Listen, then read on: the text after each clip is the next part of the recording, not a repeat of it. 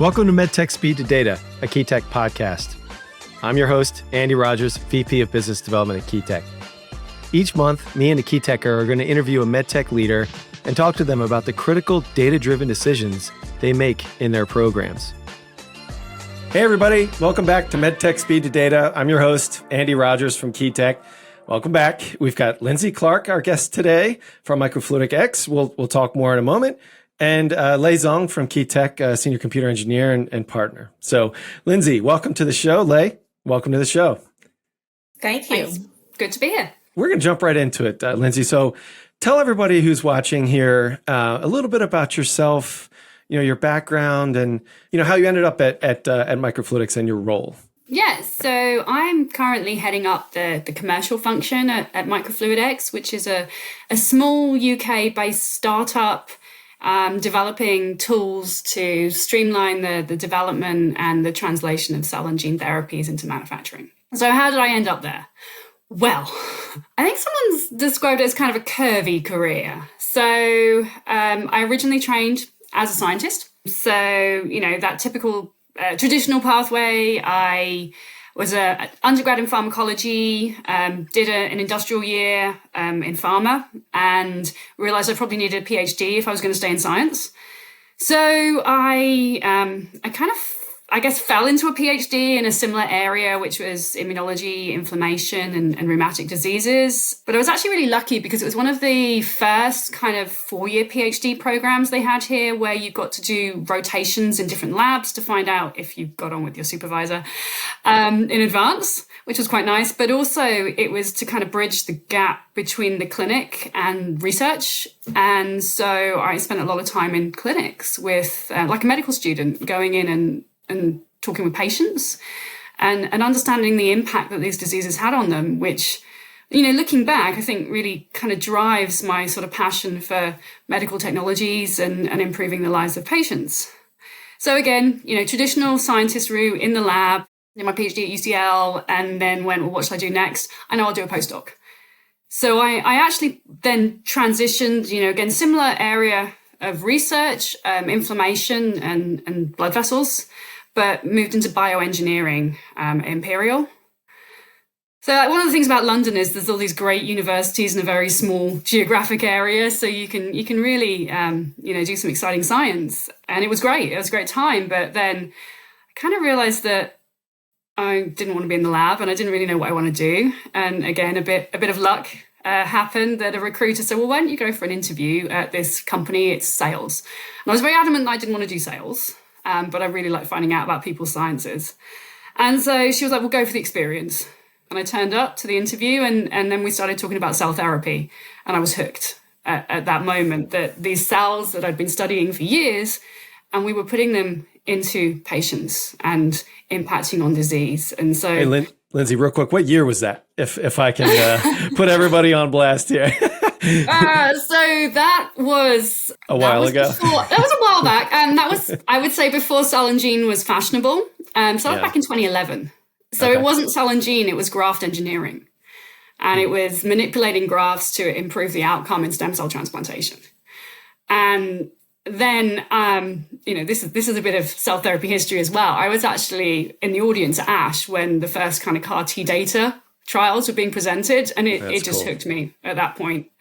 And so this company that I joined was Milteney Biotech, and I was very lucky to be part of the team that rolled the Prodigy out into the field, and started getting it working in things like CAR T and other cell therapy indications, and it was great. So I was there for, well, this is aging, about 8 years. And I had a hand in a lot of cell therapy process development and looking at different cell types. And really, it really wasn't a sales role. It was very much a sales role combined with technical support of this, really exciting first-in-man clinical trials. And, we didn't know if they were going to work, but then they started working. And now we're having to think about how do we scale this stuff out. So then I kind of moved, and I sort of see my career moving further and further away from being the customer to being the salesperson, to building the person that's involved in building the technology and bringing it into the market.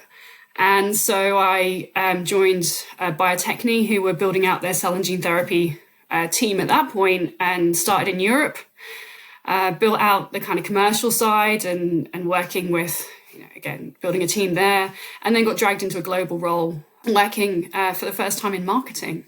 So product marketing strategy, go-to-market strategy for a really wide portfolio of tools that could be used in cell and gene applications, whether it's analytics, reagents, and other things.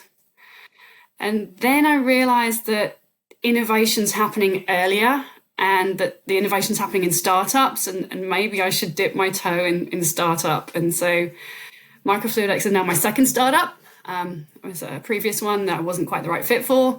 And we are in the process of getting technology out in the wild and first generation prototypes in people's hands, which is fun. An exciting time for technology. Yeah, great background. So much to follow up and ask questions about. But let me just pause real quick and lay do a quick background on your role at KeyTech and your exposure to cell and gene market just in the last year or two.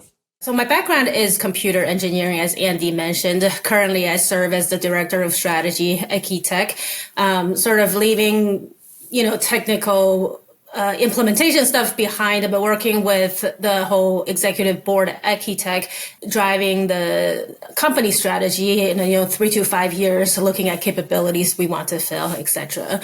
My other hat, we also wear lots of hats at KeyTech. My other hat that I wear at KeyTech is project manager. So currently, in the past year or so, I've been working on this program that's in the cell and gene therapy space for a client, offering a novel way, a platform that can perform cell isolation. It's been a very exciting program at KeyTech. I think we're a great fit for cell and gene therapy just because of our background in implementing all kinds of devices, very complex devices, in some cases in the in vitro diagnostic space. And then we can leverage a lot of those experience and into this new space, really helping the clients to achieve their goals. Yeah, and I would add just bringing that experience like you are, Lindsey, working with global companies and innovating or developing larger platforms, but bringing that to the Wild West, not to confuse our European colleagues and the American or European audience and our American audience, but, just like, what should we do? Like you have to have that bigger picture of what it takes when the product's on the market to drive some of these early decisions. So Lindsey, let's jump right into MicrofluidX. Describe the products that you guys are offering and why. Yeah, so at MFX, we're currently in development. So there's no product in the field, which is actually quite a pleasant place to be. I mean, right. I've been involved with a lot of technologies and we bring them into the market with this sort of mentality sometimes of build it and they will come. And actually, being able to bring first generation technologies in and say, is this what the market wants? Is this what you need? Is a really nice place to sit. And, I'm sure it's something that you guys sort of probably advise all the time to companies like us, like get your minimum viable product out there and see if it works. And so what we're building is we are building a core technology around bioreactors. And these are very simple bioreactors that we know can scale. So we start in a couple of mils and you can optimize your biology. And then we know that we can take those to much larger volumes in kind of a copying, pasting way, but not in individual units, but actually one larger unit. So a truly scalable bioreactor. And then we're overlaying complexity over that. So we're overlaying automation. So we can control when you add things, when you remove things, but we're also overlaying sensing technology. So you actually understand what's going on in there. And we're doing that from obviously very small volumes to these large volumes. So it means that you can really start to optimize process in small volume, understand it, and then drive it to where you need it for manufacturing. And again, I think that's where large data sets, AI will come in. And really, I think with where we are in cell therapy, we've got some great therapies out there. We know it works. But actually, the biology is still super complex. It's still very, very early in the development of the biology. And, we've got a long way to go. So having these platforms that are truly scalable is something that's been really important to me. So I'm actually really excited about this one. Likewise. So just quick question for you. And it looks like you have a question as well. So, being an engineer by training, I guess we all are here, or scientists in a way. I guess, what is the core IP? I find myself wondering that. You mentioned, this whole suite. I mean, maybe it's just the symphony of everything working together, and that's okay. I'm just curious, like, what's the kind of the core IP that kind of is your moat in a way? Well, it's creating a system that cells can grow in, and you can actually understand what the cells are doing in that system. And yeah, the scalable nature of it. There's very few technologies. If you go and talk to a cell therapy developer, there's always this kind of gap between what you can do in R&D with very manual systems, with plates, with flasks, and what you can do in the clinic, which is you're trying to automate that. You're trying to bring it into platforms that don't have these scaled down solutions. So you're having to go through an optimization phase that is involving large scale technology, which comes with high cost associated with it. And obviously, why redevelop a process if you don't have to? So that's really where a lot of but also in the clever stuff that we do around it in the automation and bringing together these platforms. Lindsey, yeah, I completely agree. I mean, I think I love talking to veterans like you in this market just to get your insight, for being in this market before it was even a market. Very different time then. And I love just getting the insight here. I think based on our experience, we also see very similar things, right? So, I mean, the challenges for all the therapeutics, all 500 of them out there, is they all have a great product, but the process development takes so much and it's so manual. Everybody has, a 12-step process to a final product. And there's an instrument for every single thing. So every time you move to an instrument or move environment, you have to start over on the process development to get to something repeatable and reliable. So I love this idea that you have one instrument that can work in the lab, but also can help you scale up. You don't have to change anything. It really helps you scaling up. Scaling and automation is what we hear day in and day out, what is needed, right? The main driver for this market that reduce the cost, make things accessible to patients. So I really love this angle that MicroFluidX is taking on, is being able to scale in one instrument. It's what captured me. It's what got me on board.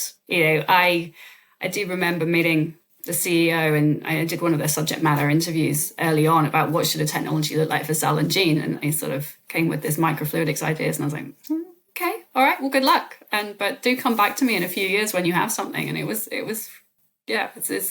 really exciting time now, giving that technology out to people that we're working with and saying, have a play, tell us if it's the right fit, and if it's not, now's the time to be able to change it. Whereas if you've already got something that's ready for the market, it's too late. So I'm quite enjoying being at this early stage now.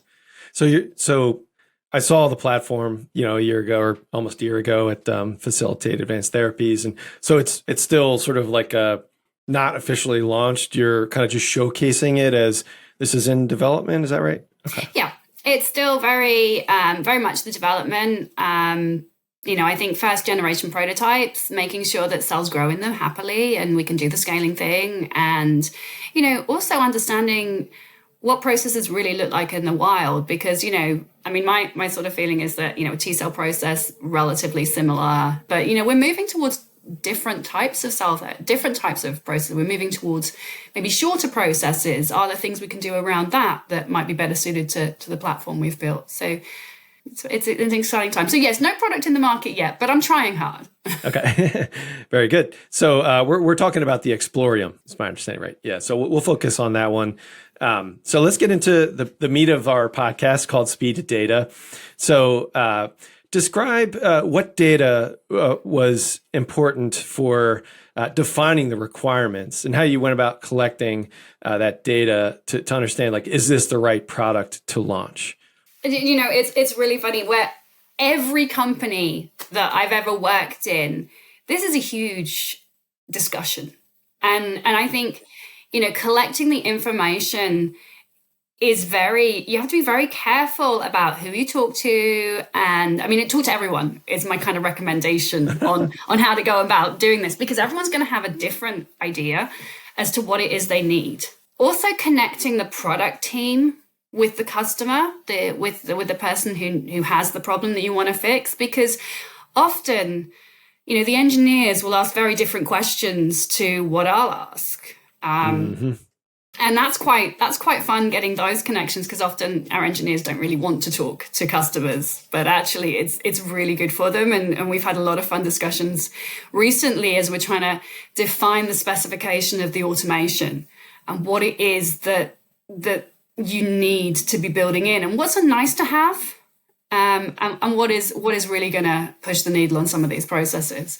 And that's been, so again, we try and define it through very qualitative discussion, literally something like this podcast. It's like, what is it that you want? What is it, the problems you're having? And actually, when you look at these, when you look at what the market is doing, when you look at these therapies in development, sometimes you uncover all kinds of challenges that we didn't even think was a challenge to them. So, we talk about automation of manufacturing, and what you find is if you don't look at it holistically, you can look at your unit operation and say, I'm going to get the best leukapheresis to cells ready to go into culture. But actually, we need to be looking at it holistically, because often we just push the bottleneck. So one thing we found when the Prodigy was brought in is that it did a lot of great automation of things like cell selection and some elements of culture. But we'd pushed a bottleneck into, how do I get these complex medias made up and into the system? So actually, you might have saved all this time from having to go in the clean room and feed your cells, but now we have a bottleneck where, getting cytokines out of a vial, which is something you need to do in an isolator, into a bag of media, and actually the prep for that is several hours prep for literally something that could be very simply done by a machine, but that machine doesn't exist. We're just pushing the bottleneck if we're not looking at things in a holistic manner. And again, unless you're going out and talking to the boots on the ground who are doing the doing, you'll never understand that actually you could have a product to fix this if you knew there was a problem, but you don't entirely see the whole thing in a holistic view. And I think for cell and gene therapy, as an industry, as technology develops, we really have to start looking in a more holistic viewpoint as to what is the impact of our technology going to have. And do we need to be looking at upstream and downstream of that? Do we looking at how we connect? Do we looking how we actually, potentially collaborate with technologies? Because there's so many complementary technologies that could work better if we design them together.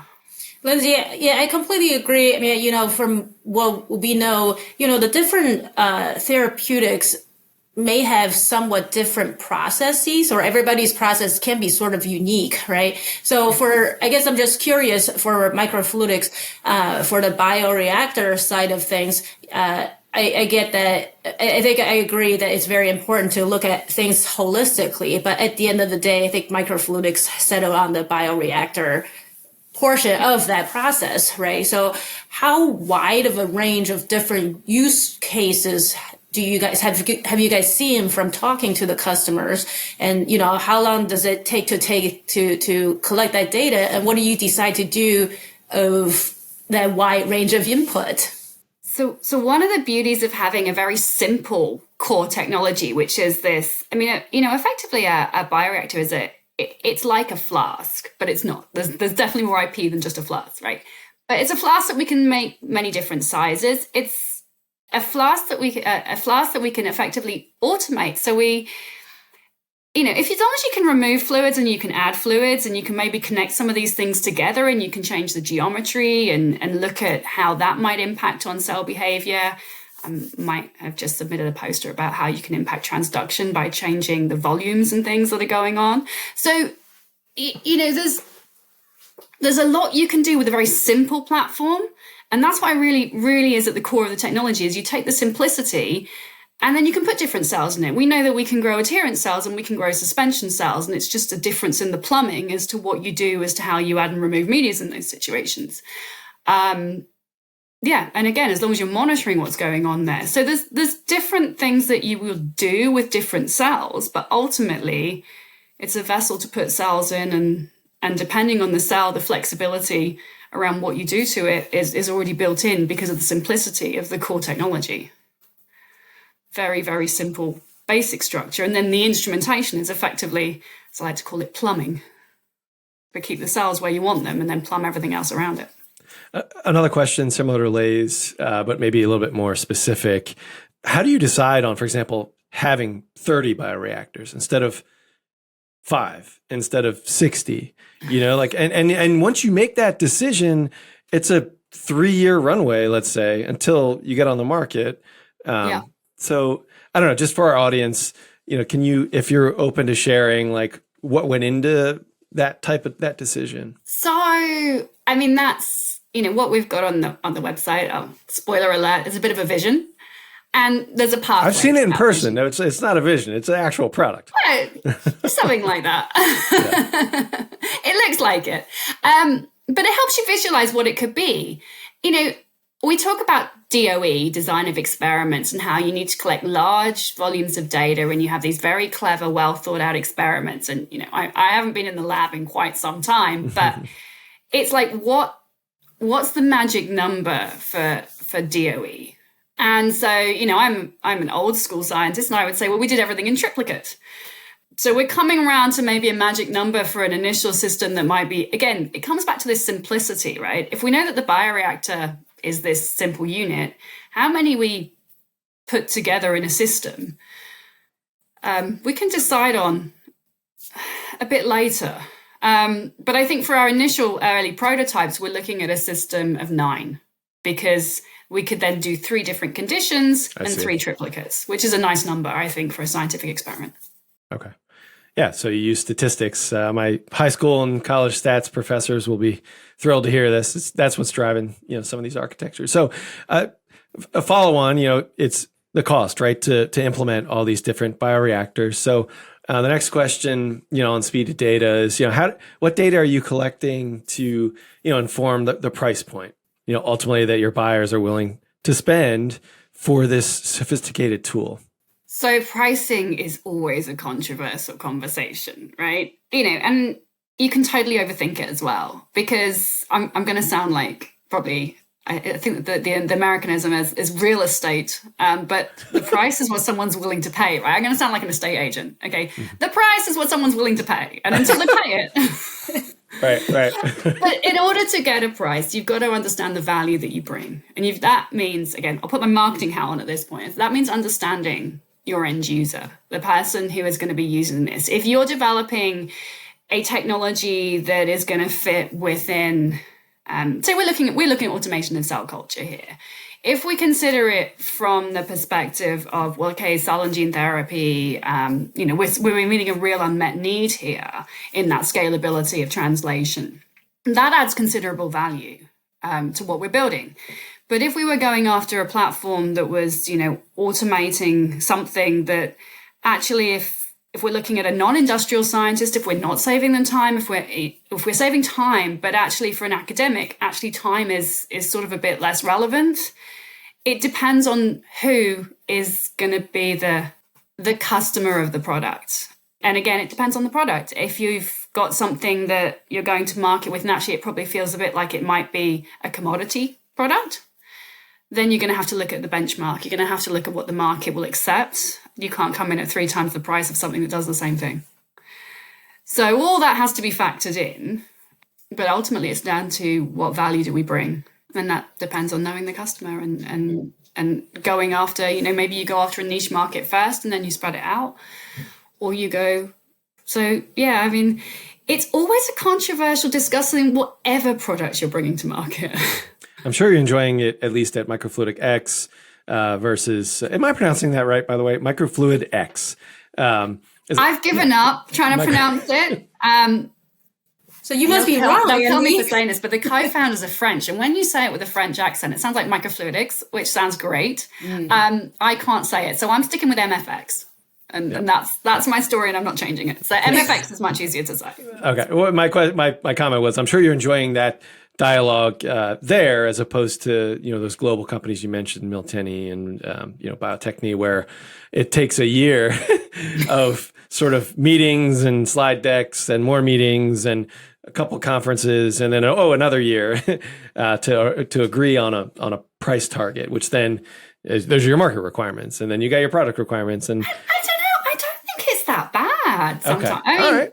My experience has been pretty good. Maybe I just go in and go, I think this is what we should pay. But again, there's a structure to it, right? You're going out there and you're saying, well, where am I positioning this product? And actually, because you're bigger teams and not just one person trying to work this out, you've got a team that will pull that information together and you can look at it. But I do think it's down to, and I'm not ashamed to ask a cheeky question to, people that we're doing voice of customer with, which is, what do you think? And again, there's when you're adding complexity into things. So you could make a cell culture chamber, bioreactor, to grow cells. And does it need to have all the automation for you to see if your cells will grow in it? Well, actually, at the moment, we're doing everything manually. Does it need sensors in it if it's just an early look-see experiment? And so then, do you layer over that complexity? And then you realize the value of that complexity. So it may be that there are different SKUs, or, there are different options depending on what price point you feel most comfortable at. All to be thought about when we have a product that's nearer the market. But yeah, it's definitely things that we're considering. Yeah, I'd say on the tool side, so I look at our world, like you got the tools that are like research use only, and then you have like clinical products where, there's reimbursement and clear pricing and competition, and they both have their pros and cons, like on the tools side, you don't necessarily have to worry about FDA. You're kind of just getting to market fast, but your risk is, hey, no one's going to pay for it. Flip side, on the device side, yes, you got to go through regulatory approvals longer. But there's an upside or a more, I guess, mature market, known market that you're selling into, you think you'll sell into. So it's interesting. Sometimes I feel like people may not know they need that product yet, right? So they could get away with a fairly simple bioreactor, but until they realize they need a better one, it might be too late. Extend their time to market. Coming back to the theme of this podcast, they're not going to get their data out there by the time they realize they have an issue and then have to fix that issue. So I definitely think, at least for me, just thinking of something that everybody uses, like the AirPods, right? So old school, I used the wired AirPods, earphones for a long time. I didn't think I really need wireless AirPods until I got it for Christmas, and now I can't live without them. It's like I could do with a wired version, but until you use something different that brings value that you didn't really realize, you didn't think you needed it. So I think in that sense, especially if you guys are bringing the scalability value and being able to get more data out of the bioreactor, sometimes scientists in the lab may not really realize the value that you guys bring readily. And I'm sure that's something that you guys always work on is, demonstrate the value that you can bring to them. But I do think it's a very clever idea. It's a platform that has wide applicability that brings a lot of value and gets more data into people's hands. Yeah, I think we don't know what we don't know. And biology is so complicated, even down to simple things like we're looking at. If you think about in your research lab and you're using a flask, to the variability that just having a human operator, say I want to feed my cells, the difference between feeding my cells in the perfect temperature for them, the perfect conditions in an automated manner in an incubator, and I don't move them to the hood, where I then take the cap off the bottle and then I add some media with a pipette. The shear stresses that are happening on those cells by changing media in that manner, the temperature changes. We don't measure it. We don't know what impact it really has, but it could be having an impact. And so that's why trying to precisely control the environment these cells live in when they're in a culture environment is, it's really important to me that we start looking at that, because I think it's sort of small changes can have big impacts. We might just use that quote, Lindsey, and we that's it. We're done. All right, so let's get into the lightning round, which is not quite a lightning round. You don't need to answer with one or two words, but for my kids and my family that watch this, I want you to answer this one maybe with maybe not like a scientist's bent, but more of what cell and gene therapy areas or disease states are most ripe, for commercial success?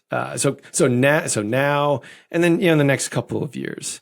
It's really hard to say where we're going to see commercial success.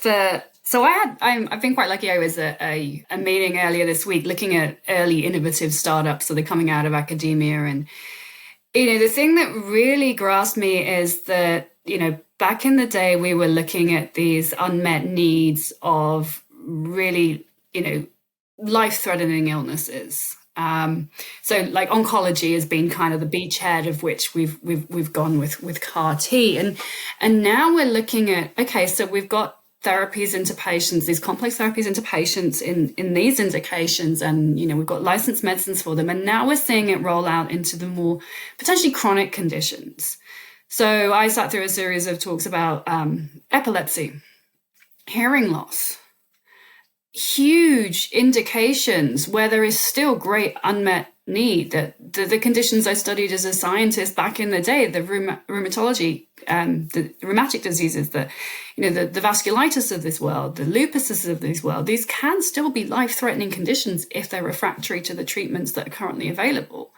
And so seeing cell therapies rolling out into those, we've seen recent strides towards Parkinson's, towards diabetes. These are all in the pipeline. And I think that's hugely exciting. If from a technology perspective, slightly concerning that there's really big numbers of patients at the end of these. And do we have the tools that will enable us to get to that scale? We've glossed over, I think, in a really important point on this entire episode, which is, at least my impression is, cell and gene therapies are curing these diseases, not treating, curing, which is remarkable. And it's a complete phase shift from, medicine as we've known it. So very interesting. Yeah, it doesn't necessarily need to be your onco sort of patient. There are plenty of other indications. That's a huge point, actually, that, when I first started in this industry, we didn't know if these therapies were going to work. Then they started working. And then literally in the last 5 years, we started saying curing. That is, to have seen that in my career is incredible for me. Yeah. I would add also from somebody who does not have the deep science background, just peripherally involved in technology, looking at it's curing for one thing, which is already mind blowing. It's almost like black magic, but it's a lot of times it's one dose, one treatment cured, right? I mean, that's like, we've been dealing with cancer for hundreds of years, right? This has been the medical journey, and it really is mind blowing. We're getting to this point that it's one dose cured cancer, and you can really apply that from rare diseases to more applicable that has a lot of patient base, as Lindsey said, and it's very exciting as a whole sector. Yeah, it's, when we think where it's like how much progress has been made in the last decade with these therapies, it is, and we're moving into a whole new era of them. A trend towards, can we do this in vivo? Do we even need the cells as a vehicle for bringing these changes? And that's pretty incredible too. It might put me out of a job, but yeah. I think we're okay for now. AI will put us out of a job before that's then true. Anyways, Lindsey. Yeah. All right. So my glass is now half empty. Why are these therapies so expensive? And what can we do to reduce the price of these therapies so that when there is promise, they can actually get to the patients? The most important thing about these therapies, it's efficacious and safety, and they work for the patients. With that does come the cost, the regulatory cost, the fact these are complex living medicines and they are very small batches. You need very skilled operators at the moment to make these therapies. But I think that's part of the challenge of this entire sector. It's such an incredibly complex ecosystem of individuals and organizations that can add small elements. Everyone has a little piece in this puzzle to make this. Even thinking about like the small changes at the front end at the patient end, do we bring the patient closer to the manufacturing center? Is the manufacturing center at the hospital? Because then you suddenly remove some logistics things from it. And there's all these really hugely complicated ways that we could adapt what we're doing today to where it needs to be to meet the needs of all these many, many patients. So yeah, there's lots of pieces to that puzzle to really unpick. And, I think often as technology developers, maybe we sit in our little bubble and think about our technology solving this one little problem. And I love to take that step back and go, well, actually, this is my little piece of the puzzle. But, I talk about this kind of whole ecosystem where if we can't get the costs down, then there's not going to be a market for these therapies. So the therapy developers aren't going to be able to treat the patients because the patients aren't going to pay for them. So it's not just about cogs of manufacturing. It's not just about making enough. It's about the market actually wanting to adopt them. And as someone who makes, who engineers pieces of hardware and plays with cells, that's an incredibly big problem that I can't solve. And so it comes back to, I think, collaboration. I think having that ecosystem more tightly connected, and it's not just one thing that was going to push the needle on this. It's going to take an industry moving in the same direction. Yeah, you're certainly playing your part in that. Can you just talk real quick about what your effort there, the CGT circle, and what that's all about, and how you're helping kind of create this tighter knit ecosystem?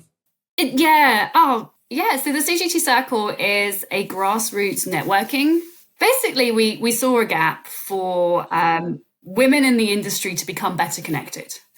And there are opportunities when we go to conferences and networking and such like, but we wanted to, and certainly in my career, if I'd realized 20 years ago the importance of my network, and I thought, well, is there a way that we can, educate the next generation coming through of this? What can we do? I obviously can't do everything because I have all these things that are juggling. How can we do it? And we came up with the concept of a decentralized approach to this. So the CGT Circle core team is kind of overseeing the brand and, supporting small communities to put on events for the local community. And so we've hosted about 10 events over the last year with women across the globe. And it's really gearing up to be a really exciting 24 for us because suddenly the industry's kind of grasped the concept and thought, yeah, why not? It doesn't have to be a big event. It can be a small event. And it's connecting MSc students to VPs in an informal manner and learning from each other. And certainly it's really been a lot of fun.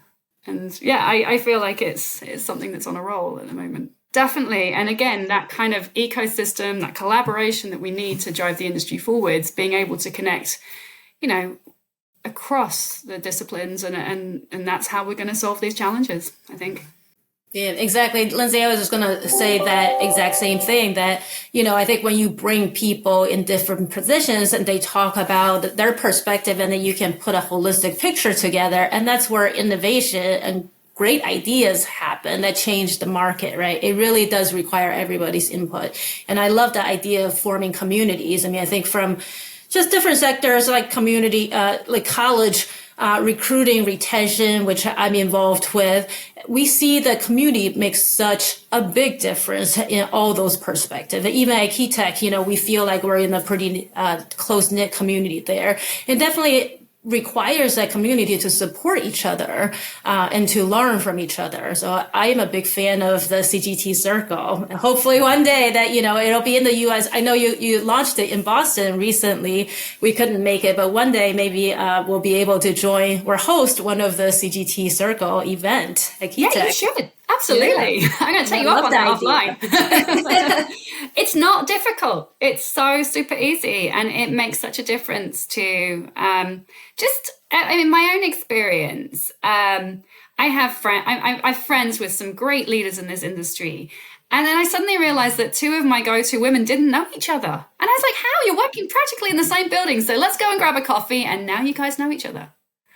And that's how collaboration happens, right? And yeah, we're working, and again, in this space, like we're all working on very different things, but actually there's a lot of similarities between maybe some of the therapies are in development. And yes, you can't share your secret sauce, but if you know someone who can help someone, that's going to move the needle faster. That's great. Yeah. Congrats on that success. And we'll definitely be at one of those events at some point for sure.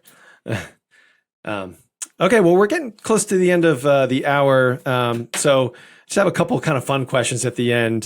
Just I thought it'd be fun. So Lindsey, we were chatting. You were coming to the U.S. and you were saying, hey, looking for recommendations for restaurants, and we were talking, and you said your kids loved the Cheesecake Factory, which all right, I why?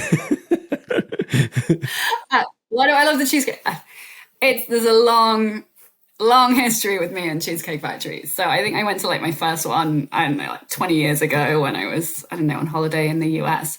And being a typical Brit, I was like, yeah, we'll have entrees. Like, we'll have starter, because, that's what you do. And then realized that we literally ordered a starter and couldn't eat anything else because there was just so much food. And so it was a bit of a joke that I could never get to cheesecake. And I see. Kind of that's it. So I told you before, I've never been to England, never been to London. And my wife got Taylor Swift tickets in London. So it looks like we'll be there next summer. So my question back to you is, what is the Cheesecake Factory of England?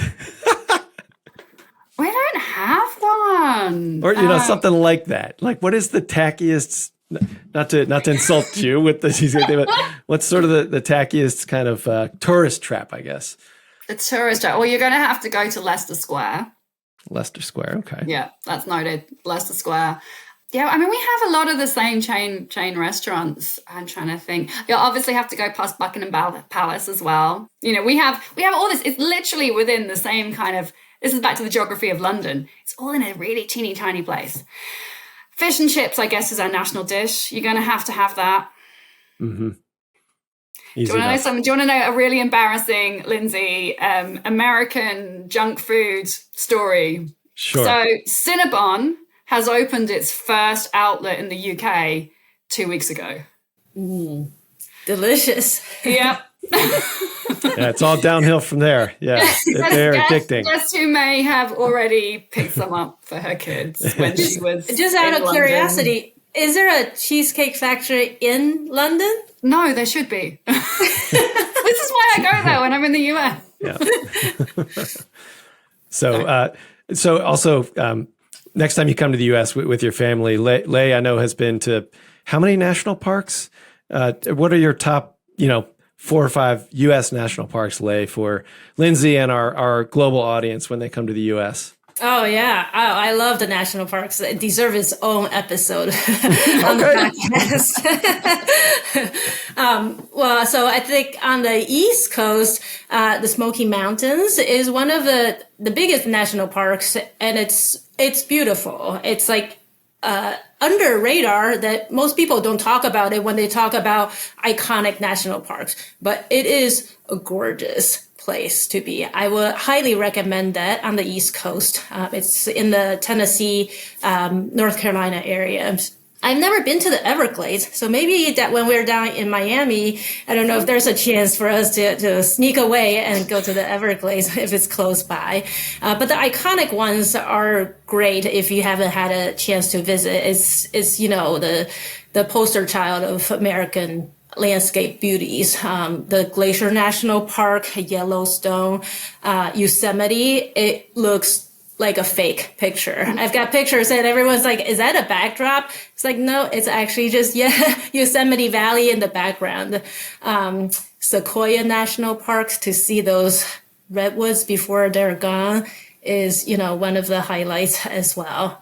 Grand Canyon, if you're into hiking a lot. That's I've actually been to some of these when I was, again, back in the day. I did a tour of the US when I finished my undergrad, and we trekked around. Like, we kind of went, where should we go? We did quite a few of those. Oh, good. Well, you already got a leg up. Yeah.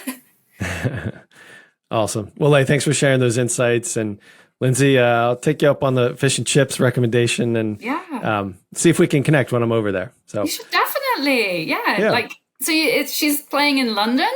Yes. You don't know this? Yeah. Yeah. I have a tween. My daughter's a teenager and she's obsessed. So yeah. Is she coming with you, or are you leaving her at home? No, she's coming. I'm not actually going to the. I'm not like going to the show. Family trip. Yeah. I'm not going to Taylor Swift. Just to be clear, my wife and daughter are going. There's nothing wrong with that, Andy. No. We're all Swifties underneath. I thought it was you and your wife coming over to see Taylor Swift. I wasn't going to say anything, but now it makes sense. Yeah. Well, actually, I want to see Paramore. She's opening it for Taylor, but that's another story. Okay. All right. Well, Lindsey, thank you so much for the insights on the episode. And, like I said, I think it's great that the impact you've made so far in your career, and you're really you've sharpened your tool to hopefully to the success of MicrofluidX or MFX. You got to talk to whoever's in commercial there. But really, thanks again for coming on, and excited to catch up sometime soon. Yeah, it's a pleasure. Look forward to catching up when you're in London. Yep. Great talking to you, Lindsey. It's so insightful. It's always a pleasure to speak with you. It's a pleasure speaking with you guys too. Always fun. All right. Thanks, everybody. Until next time. Talk to you later. Thanks for tuning in to MedTech Speed to Data, a KeyTech podcast. Join us each month for more ways to get the right data faster to inform critical decisions. Find additional resources on our website, keytechinc.com. If you like this episode, don't forget to subscribe, and please leave a review on iTunes whenever you listen. Thanks.